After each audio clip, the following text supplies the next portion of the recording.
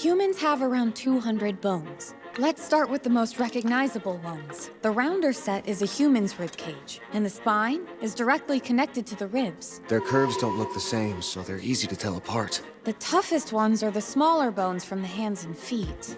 Let's start with the bigger pieces and work down. This piece that I'm holding is the ankle bone. Find the next biggest one, then connect the two sides that line up, and the instep is complete. Then we have the bones from the hands. Let's arrange them starting with the fingers. I got it! Like this, right? So close. Actually, the longest metacarpal, despite what you might think, goes on the pointer finger. That just leaves us with the ones that connect the fingers to the wrist. It's ready.